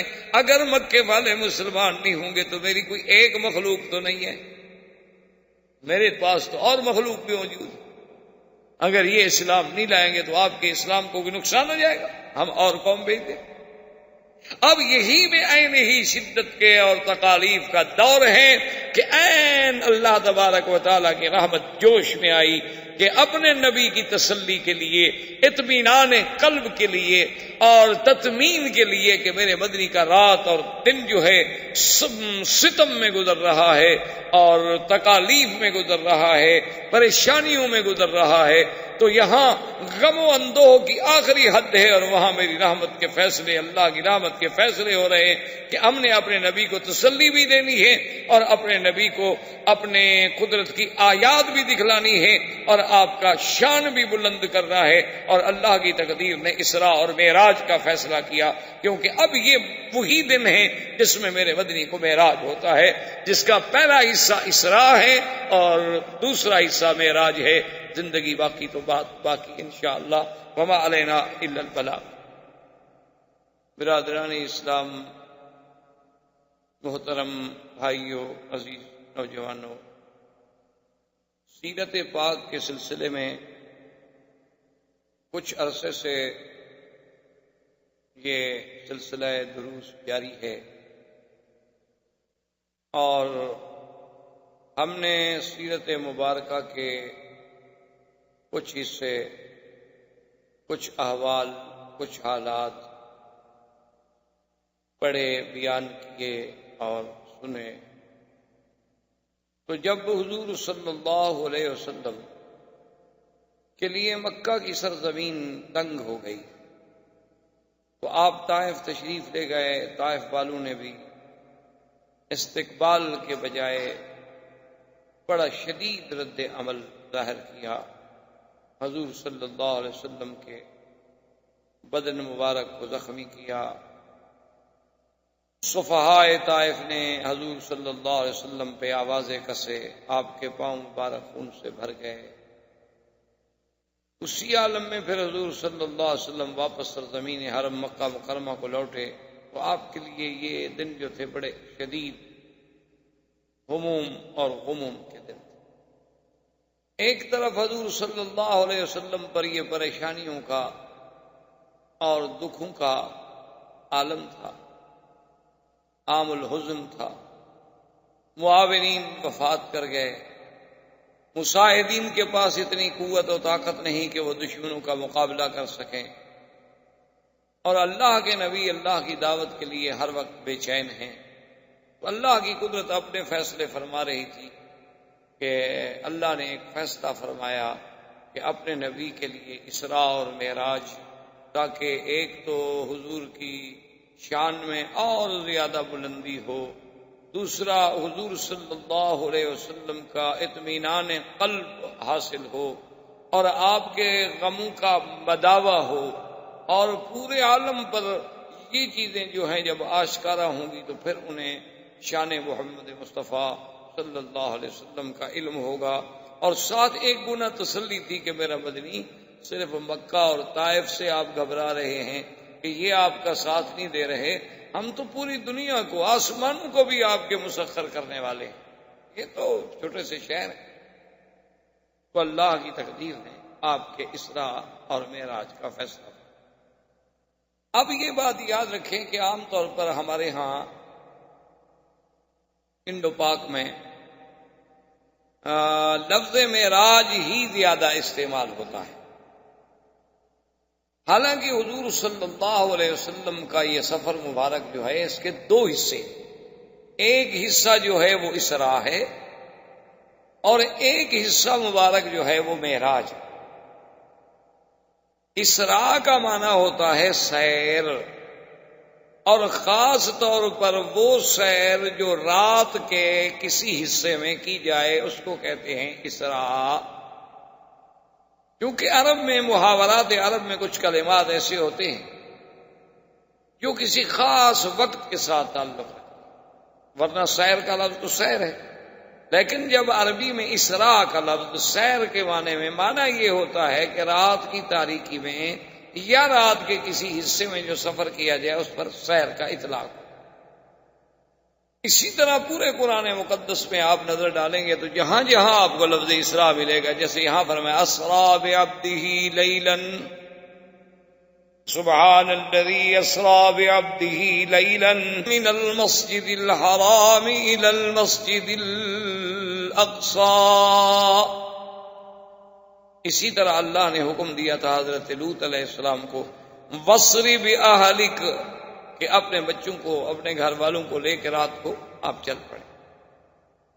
تو ایک تو یاد رکھیں کہ میرے آقا سرکار دو عالم رحمت دو جہاں سیدنا محمد الرسول اللہ صلی اللہ علیہ وسلم کا جو قصہ معراج ہے اس کے دو حصے ہیں. ایک حصے کا نام ہے اسراء اور ایک حصے کا نام ہے معراج. اسراء کا معنی یہ ہے کہ مسجد الحرام سے مسجد اقصی تک یعنی مکہ سے شام تک بیت المقدس تک یہ اسراء. پھر بیت المقدس سے آسمانوں پر لے جایا گیا یہ معراج ہے. اسراء سیر سے ہے اور معراج جو ہے وہ عروج سے. عروج کا معنی بلندی، بلندیوں پر جب لے جایا گیا تو اسی کو کہا جاتا ہے معراج. ایک بات تو آپ یہ ذہنوں میں رکھ لیں. دوسری بات یہ یاد رکھ لیں کہ ابتدائے زمانے سے لے کر یعنی صحابہ کے دور سے لے کر آج تک جتنے علماء ہیں ان میں یہ مسئلہ بڑا ہی مختلف ہی ہے اور اس میں زیادہ سے زیادہ دو جماعتیں ہیں. ایک جماعت کا تو یہ خیال ہے، اس لیے کسی کو برا نہیں کہنا چاہیے. ایک بات ہمیشہ دماغوں میں رکھ لیں کہ جب اس مسئلے میں صحابہ کے بھی دو گروہ ہو جائیں تو وہ دونوں حق پہ ہوتے ہیں، اس لیے ہم کسی کو برا نہیں کہنا.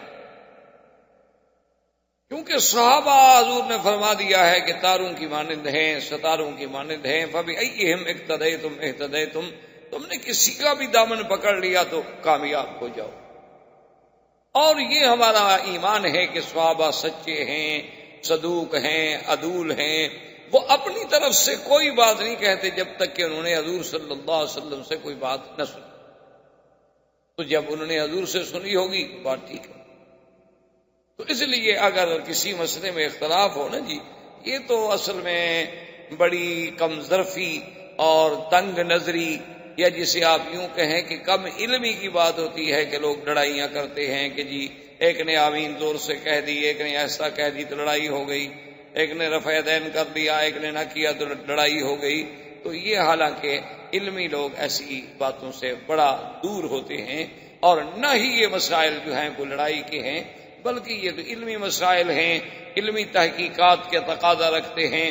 تابعین میں بھی یہ قول رہے، صحابہ میں بھی یہ جماعتیں رہیں رضی اللہ تعالی عنہم اجمعین. اور دراصل اللہ نے اپنے محبوب کے ہر عمل کو قیامت تک جو زندہ رکھنا ہے تو اللہ نے کچھ ہر عمل کے لیے ایک جماعت پیدا کر دی جو حضور کی سنت کو قائم کر کے چلی جا رہی ہے اور قیامت تک چلی جائے. یعنی حضور پاک نے فاتحہ پڑھی، فاتحہ پڑھنے والی بھی جماعت قیامت تک موجود. حضور نے یہ بھی ارشاد فرما دیا کہ بھی جن کا امام ہے امام کا پڑھنا کافی ہے، وہ بھی لوگ موجود ہیں. اس حدیث پر بھی عمل ہو رہا. حضور صلی اللہ علیہ وسلم نے رفع دین فرمایا اور نی بھی فرمایا، تو دونوں پر عمل کرنے والے قیامت تک موجود ہیں. یہ تو وسعت تھی دین میں، آسانی تھی دین میں، یسر تھا دین میں کہ جس کو جو بات پہنچ گئی تھی الحمدللہ. قصور کی بات تو ہے نہیں، فروئی باتیں اور دونوں میں حدیثیں موجود ہیں. لڑائی کا کیا ضرورت؟ یہ تو بڑی فراخ دلی والی بات ہے. لیکن افسوس بدقسمتی ہے ہماری کہ آج یہ مسائل جو ہیں بڑے اختلاف والے بن گئے. وہ ایک دفعہ پرانے دور میں برٹش کے زمانے میں ایک مسجد پہ لڑائی ہو گئی اسی آمین کے مسئلے پہ. کچھ لوگ کہیں ایسا کہو، کچھ کہیں زور سے کہو. لڑائی ہو گئی، لوگ زخمی ہو گئے، کیس ہوا، مقدمہ ہوا. بہرحال وہ جب جج کے پاس گیا تو جج نے دونوں وہ جھگڑنے والے جو تھے نا دونوں کو سزا دے دی. اور اس میں لکھا اس نے کہ بھی فریقین کے دلائل سننے کے بعد میں اس نتیجے پہ پہنچا ہوں کہ اسلام، دین اسلام میں آمین جو ہے بالسر بھی ہے بالجہر بھی ہے. یعنی آمین آہستہ کہنا بھی جائز ہے اور زور سے کہنا بھی جائز ہے. لیکن آمین بھی شر کا کہیں ثبوت نہیں ملتا کہ آمین کو شر کا بہانہ بنا دیا جائے، اس لیے میں ان دونوں کو سزا دے دوں. تو اصل بات ٹھیک تھی، حالانکہ وہ کافر تھا، انگریز تھا. اس نے کہا بھی آمین بالجہر آمین بالسر تو ہے، لیکن آمین بھی شر کہاں سے نکل آئی کہ آدمی آمین پہ آ کے لڑائی شروع کر دے، لڑنا شروع. تم نے کیوں زور سے کہی اور کہا تم نے کیوں نہیں کہی. اسی طرح معراج کے مسئلے میں بھی یاد رکھیں ہمیشہ کہ اس میں بھی دو قول ہیں جو بڑے بڑے قول ہیں، اور دونوں طرف صحابہ ہیں، دونوں طرف تابعین ہیں، دونوں طرف ائمہ محدثین ہیں، ائمہ مجتہدین ہیں. اور اللہ ان کی قبروں پہ کروڑوں رحمتیں فرمائے کسی کے بارے میں کبھی دل میں ذرا سا بھی برائی کا خیال نہ رہے. یہ ہمیشہ یاد رکھیں، ورنہ ان کا تو کچھ نہیں بگڑے گا، ہمارا خاتمہ ٹھیک ہی رہے. جب اللہ کسی سے ناراض ہوتا ہے تو اس کو اپنے بزرگوں کا دشمن بنا دے. وہ بس سارا دن پھر یہی کام کرتا رہتا ہے کہ دیکھو جی فلاں امام نے کیوں یہ کہا اور فلاں نے یہ کیوں کہا اور فلاں. تو اس لیے ایک بات کو سمجھیں، حالانکہ دیکھیں پہلے کتنا رواداری تھی کہ تاریخ میں آتا ہے کہ امام شافعی رحمۃ اللہ علیہ ایک دفعہ بغداد تشریف لے گئے اور اتفاقاً انہوں نے اس مسجد میں جا کے نماز پڑھی جہاں امام ابو حنیفہ رحمۃ اللہ علیہ کی ساتھ قبر ہے، کیونکہ امام ابو حنیفہ رحمۃ اللہ علیہ بغداد میں دفن. تو امام شافعی خود امام ہے، یعنی کوئی چھوٹا آدمی نہیں، کوئی عام مولوی عالم نہیں، امام وقت ہے. لیکن جب انہوں نے نماز پڑھی تو اس دن رفع دین بھی نہ کیا اور آمین بھی نہ کہا زور سے. حالانکہ یہ تو امام شافعی کا مسلک ہے، رفع دین کرنا اور آمین زور سے کہنا، اور ہر رکعت میں فاتحہ پڑھنا چاہے آگے امام ہو نہ ہو، کسی حال میں بھی. یہ تو امام شافعی کا مسلک ہے. لیکن اس دن آپ نے چپ کر کے رفع دین بھی نہ کی اور آمین بھی زور سے نہ کہی، ہاتھ بھی اوپر نہ باندھے، ہاتھ بھی نیچے باندھ لیے اور نماز پڑھ لی. جب نماز سے فارغ ہوئے تو ان کے شاگرد جو تھے وہ بڑے پریشان ہوئے. انہوں نے کہا کہ ہمارے امام استاد کو کیا ہو گیا، امام نے تو اپنا مسلک چھوڑ دیا. تو سارے جناب دوڑتے ہوئے انہوں نے کہا یا امام یہ کیا ہو گیا، آپ نے کیا کیا؟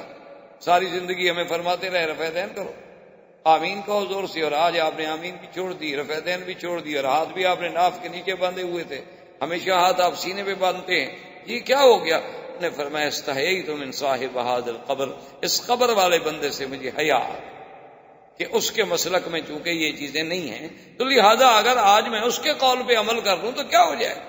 آخر اس کے پاس بھی تو احادیث رسول اللہ ہے، وہ اپنی طرف سے تو کچھ نہیں کہتا، وہ بھی جو کچھ کہہ رہا ہے وہ بھی تو حدیث رسول اللہ سے کہہ رہا ہے. صرف فہم افہام و تفہیم کا فرق ہے نا، کہ ہم نے اس کے معنی کو یوں سمجھا اور اس نے اس کے معنی کو یوں سمجھا. تو افہام و تفہیم میں تو فرق ہو سکتا ہے. 4 آدمی ہم بیٹھے ایک عبارت کا ترجمہ کریں، لازمی بات ہے ہر آدمی الگ ترجمہ کرے گا. یعنی آپ ایک اردو کا جملہ لکھ کر کسی کو دے دیں، اس کو کہیں گے جی اس کی تشریح کرو، 4 آدمی کو دے دیں، 4 آدمی الگ تشریح کریں گے. اگر مقصود ایک ہوگا لیکن مفہوم ایک ہوگا، لیکن لفظ اور طریق جو ہے وہ الگ الگ ہو. تو یہ ادب تھا، یہ احترام تھا. اور ان کا ایک بہت بڑا مشہور قصیدہ ہے جو انہوں نے امام ابو حنیفہ رحمۃ اللہ علیہ کی شان میں لکھا تھا کہ فلعنت ربنا اعداد رمل. انہوں نے کہا کہ اللہ اس بندے پر جتنے اس کے ریت کے ذرے ہیں نا اتنی لعنتیں بھیجے جو ابو حنیفہ کے قول کو ٹھکرا دے. یہ کہہ دے کہ میں امام صاحب کے قول پہ عمل نہیں کرتا، میرے نزدیک دوسرا قول راجح ہے، لیکن یہ تو نہیں نا کہ کہہ دے کہ وہ غلط تھے اور وہ نعوذ باللہ کوفے کے کسائی تھے اور وہ جاہل تھے اور وہ کچھ نہیں تھے اور وہ یوں تھے اور یوں تھے، ان کو تو حجامت کے مسئلے بھی نہیں آتے تھے اور لوگوں نے امام مان لیا. تو ایسی چیزیں جو ہے نا، اس لیے ہمیشہ ذہن میں رکھا کریں، کیونکہ آج کل ہمارے نوجوانوں پر یہ مسائل بڑے سوار ہیں. ان کو بدقسمتی ہے ہماری کہ ہم کیا کریں کہ آدمی 4 جماعتیں پڑھ لیتے ہیں، بیچارے 2 دین کی کتابیں پڑھ لی اور دعویٰ ہو جاتا ہے کہ میں عالم ہو گیا، میں مولوی ہو گیا. پھر اور جب آدمی صحیح معنوں میں عالم نہ ہو تو پھر دین ملا فی سبیل اللہ فساد. پھر مولوی اسی کو کہتے ہیں کہ جو چپ نہ کرے، کوئی نہ کوئی بات کہتا ہے، صحیح ہو یا غلط. تو اس لیے یاد رکھیں کہ معراج میں اور اسراء میں بھی 2 قول. ایک قول تو یہ ہے کہ یہ اسراء معراج سب حق ہے، لیکن ہے یہ خواب. یعنی حضور صلی اللہ علیہ وسلم نے سیر فرمائی، حضور صلی اللہ علیہ وسلم کو معراج ہوا، لیکن وہ یہ کہتے ہیں کہ بھی یہ خواب، یعنی یہ بیداری کا قصہ نہیں، بلکہ آپ نے خواب میں یوں دیکھا کہ میں یہاں سے چلا اور یہاں گیا اور یہاں گیا اور یہاں. ایک دوسرے علماء کرام، صحابہ عظام، سلف صالحین کا یہ قول ہے، وہ کہتے ہیں نا، یہ واقعہ جو ہے خواب کا نہیں ہے بلکہ بیداری کا ہے، اور صرف روح کو یہ سفر پیش نہیں ہوا بلکہ حضور صلی اللہ علیہ وسلم نے روح مع الجسد اور بیداری میں جاگتے ہوئے آپ نے یہ سب کچھ دیکھا ہے. اسراء بھی اور معراج بھی دونوں حضور صلی اللہ علیہ وسلم کے وجود مسعود اور آپ کے بیداری کے عالم میں روح اور جسد کے ساتھ آپ نے یہ سارا سفر کیا، یہ خواب نہیں۔ اب اسی پہ غور کر لیں کہ جنہوں نے کہا ہے کہ خواب ہے وہ کیوں کہتے ہیں خواب؟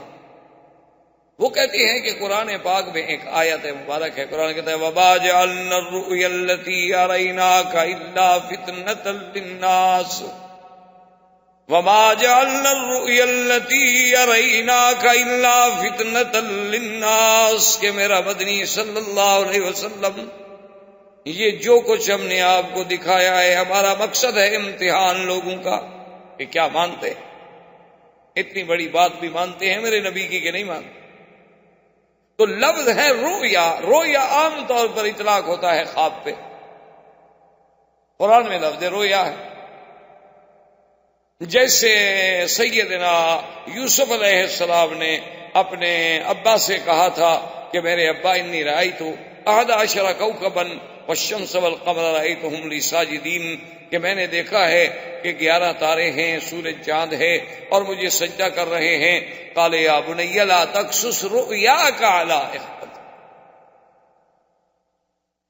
انہوں نے کہا تھا کہ میرے بیٹے اپنا یہ خواب جو ہے نا کسی بھائیوں کو نہ بتلانا، تو وہاں بھی لفظ رویا ہے، رویا سے مراد خواب ہے۔ یوسف علیہ السلام نے خواب ہی دیکھا تھا، کوئی حقیقت تو نہیں تھی کہ تارے آسمان سے اتر کے سجدہ کر رہے۔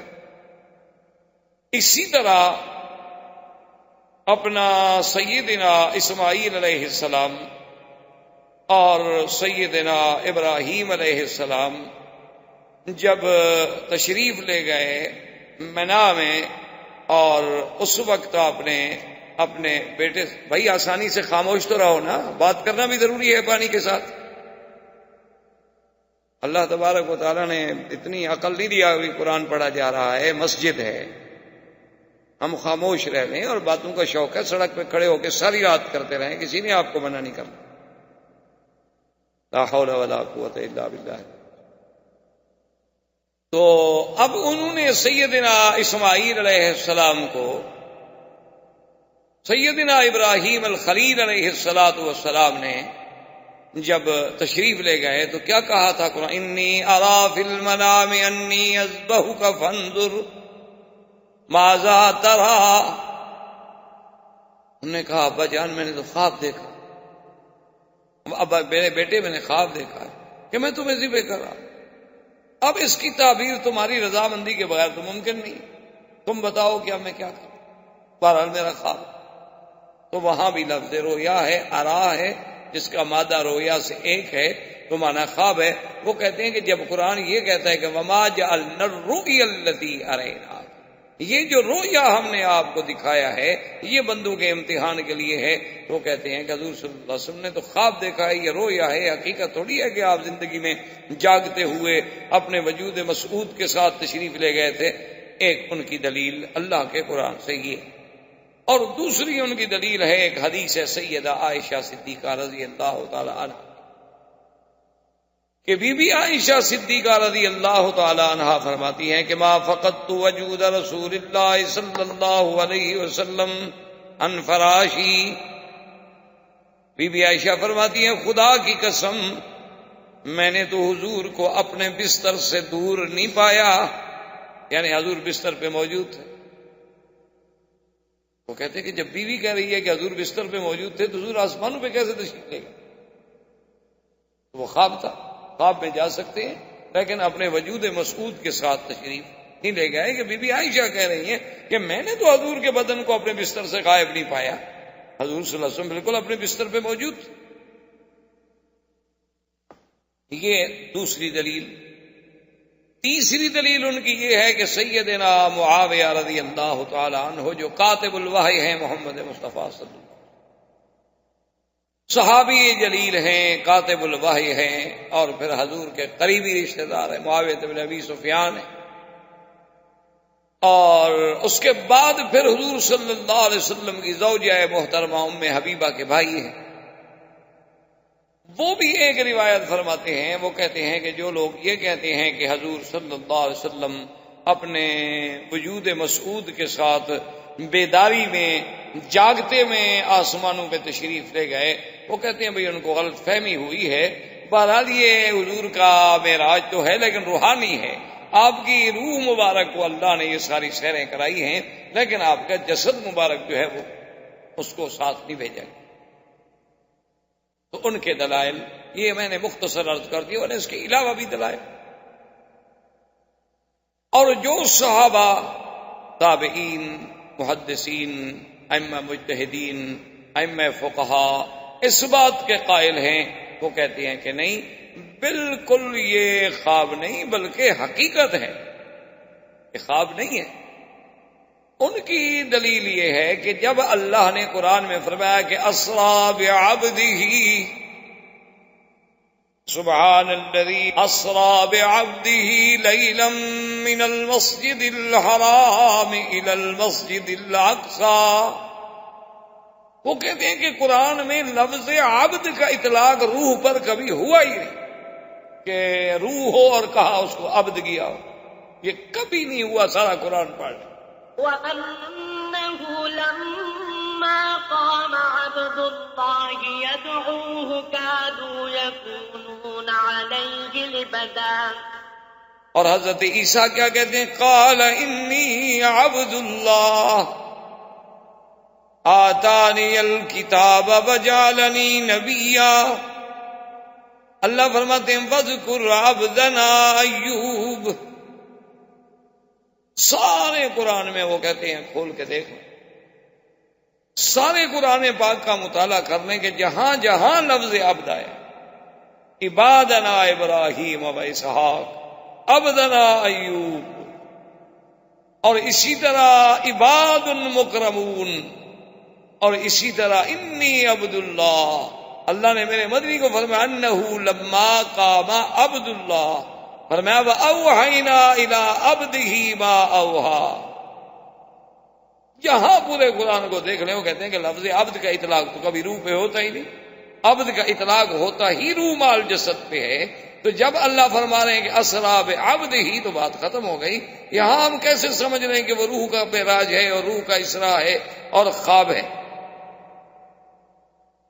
اس لیے وہ فرماتے ہیں کہ نہیں، بالکل حضور سرکار دو عالم رحمت دو جہاں آپ بعین ہی بیداری میں جاگتے ہوئے بالکل بسلامتی ہوش و حواس تشریف لے گئے.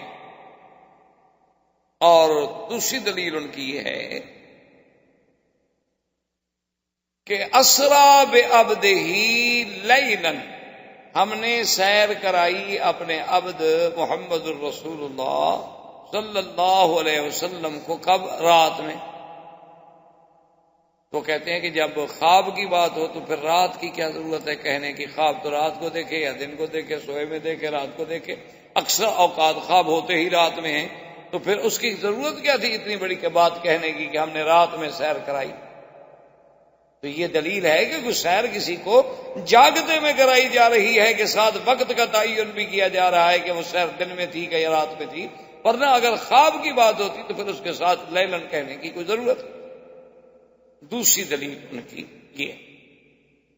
اور تیسری دلیل ان کی یہ ہے کہ اگر یہ خواب تھا تو پھر مکے والوں کو اتنے شور کرنے کی کیا ضرورت تھی؟ خواب تو کوئی بھی دیکھ سکتا ہے، دنیا کا آدمی. خواب تو آپ بھی دیکھتے ہیں کہ ابھی آپ ہندوستان میں ہیں، ابھی آپ اپنے گھر میں بیٹھے ہوئے تھے، آپ بھی خواب دیکھتے ہیں ہندوستان میں رہتے ہوئے کہ یار میں تو مکہ شریف میں طواف کر رہا ہوں، میں عمرہ کر رہا ہوں، اور میں صفا مروہ دوڑ رہا ہوں، میں مدینہ منورہ میں کھڑا ہوں، ریاض الجنہ میں نفلیں پڑھ رہا ہوں. یہ تو خواب ہر آدمی دیکھ سکتا ہے. خواب میں تو وہ چاہے ایک سیکنڈ میں ہندوستان پہنچ جائے، واپس اپنے ملک آ جائے، ادھر چلا جائے. روح کی سیر تو کوئی مشکل ہوتی نہیں. وہ تو کوئی اتنی بڑی اچھمبے کی بات نہیں تھی کہ مکے میں کافر ابو جہل اور سارے شور مچائیں دیکھو اللہ کا نبی کیا کہتا ہے اور اللہ کا نبی کیا کہتا ہے.